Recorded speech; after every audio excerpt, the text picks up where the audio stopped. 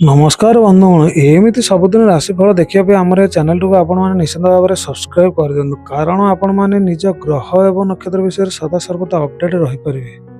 नमस्कार बंधुगण मुझे वैष्णव सुधाकर चलतु यही 2026 मसीहा मे मसरे कन्या राशि व्यक्तिशेष मसटी किपर भाव में अतिबाहित हो से विषय आम आलोचना करने। कन्या राशि होती राशि चक्र षष्ठ राशि। यही राशि अधिपति महाग्रह होती बुध महाग्रह। यही कन्या राशि सकाशे रवि महाग्रह अष्टम भ्रमण करुँच फल आपन को सी अशुभ फल निश्चित भाव में प्रदान करेंगे।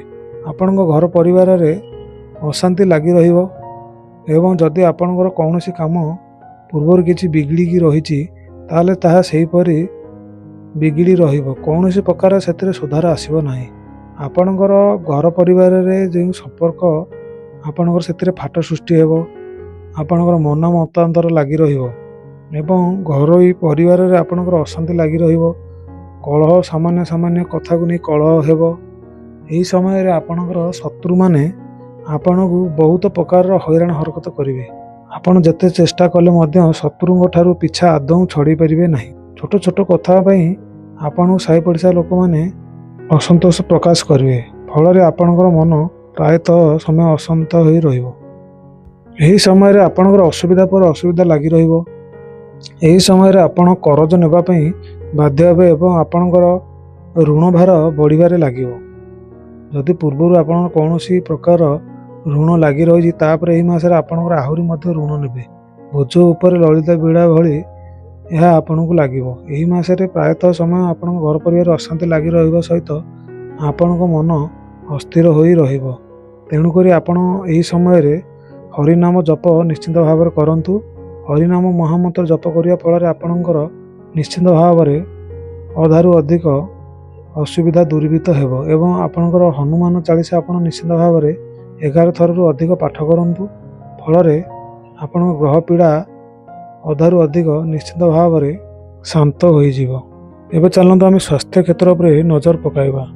राष्ट्राधिपति बुध महाग्रह अष्टम भ्रमण करुँच फल सी आपण को अशुभ फल प्रदान करेंगे।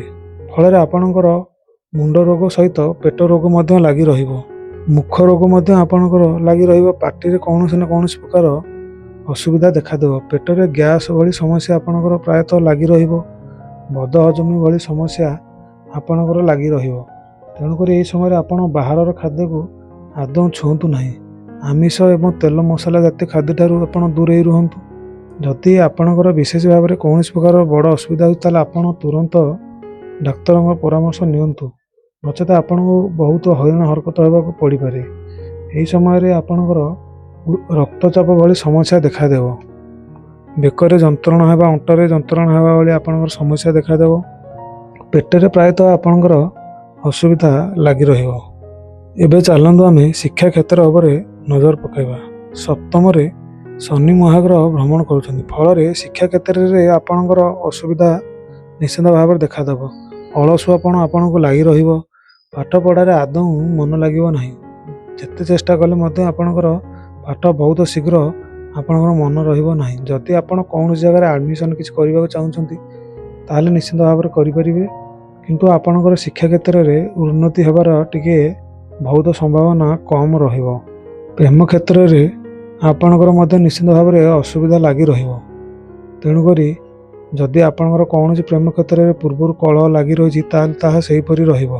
प्रेमी जुगलों मध्य प्रायतः समय कलह लगी एवं टिके टिके कथार आपणकर छोट छोट कथार मन मतांतर हेबो।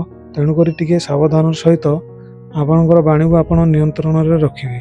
यही मासरे कौन प्रकार विवाह होइथिया व्यक्ति जदि संतान संतति करने चाहूँ ताहले आदौ न करवाटा भल। एबे चलंतु आम विवाह क्षेत्र पर नजर पकेबा।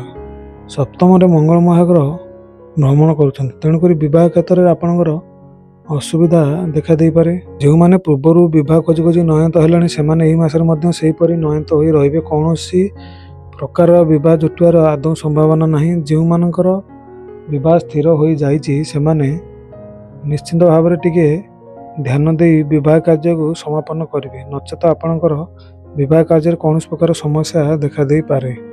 शुक्र महाग्रह नवम भ्रमण करुँच फल आपन को किसी क्षेत्र में आपन को शुभ कराई पारନ୍ତି किंतु विशेष भाव में आपणकर एई मासरे कौन प्रकार शुभ होबार संभावना नहीं। एबे चलंतु आमे व्यवसाय क्षेत्र पर नजर पकाइबा। व्यवसाय क्षेत्र में मध्य आपणकर एई मासरे कौनसी प्रकार शुभ नहीं। जो मानकर व्यवसाय क्षेत्र में पूर्व लॉस लगी रही सेहीपरि मध्य एई मासरे लगी रहिबो।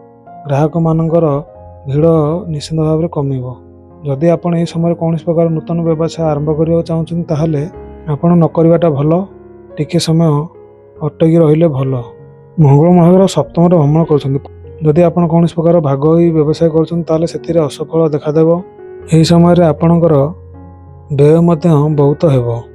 रवि महाग्रह अष्टम उच्चस्थ हो रही फल आपंकर किसी कोर्ट कचेरी काम लगी रही आपंकर निश्चित भाव में शुभजनक हेबो। किंतु 15 मे पर्यंत यह शुभजनक हेबो। 15 मे पर आपण असुविधार सम्मुखीन हो पारती कारण रवि महाग्रह अष्टम रु नवम को गोचर करेंगे। फल आपणकर केतु महाग्रह पंचम भ्रमण करुँच सी आपण को 15 मे पर अशुभ फल निश्चित भाव प्रदान करेंगे। व्यवसाय क्षेत्र में आपणकर किसी परिमाणर आपको शुभ खबर मिल पारे कारण बृहस्पति महाग्रह आपको किसी परिमाणर शुभ फल प्रदान करें। एबे चलते आम प्रतिकार विषय रे जानी नेबा। सबुज रंगर आपण पथर धारण करें। मसरे आप निश्चित भाव में हनुमान मंदिर को जाई सेठारे 11 थरु अधिक हनुमान चालीसा जप करने सहित आप राशि तेल दीपटी लगातु एवं शिव मंदिर को आप प्रत्येक सोमवार और शनिवार निश्चित भाव में जातु सेठारे जल अर्पण करूँ एवं गोमाता को निश्चित भाव में खाद्य अर्पण करूँ एवं सबुदिन निश्चित भाव में 4 थरु अधिक हरिनाम महामंत्र आपण जप करूँ। हरिनाम जप करने फल आपणकर प्रायतः अधारू अधिक अशुभ फल लोप पाई जाए एवं ग्रह मैंने आपण को निश्चित भाव में सहायता होता है कारण जो मैंने भगवान शरण नियंती से कौन ग्रह आदौ पीड़ा पहुँचे पारती ना। तेणुक आपण हरिनाम महामंत्र को निश्चित भाव में 4 थरु अधिक जप करूँ। हरे कृष्ण महामंत्र यह 4 मालू अधिक थर जप करूँ। 4 माला हो 332 थर आपण यही मंत्र को जप करेंगे दिन सारा। फल आपणकर देखिए निश्चित भाव में उन्नति घटव। यह 2026 मसीहा मे मसरे कन्या राशि व्यक्तिविशेषकर यही मास राशिफल। जदि यहीपरि राशिफल आप देखा चाहते आमर यही चैनल को आपने निश्चित भाव सब्सक्राइब कर दिंतु। ये कही मुझे विदाय नौछि। नमस्कार बंधुगण।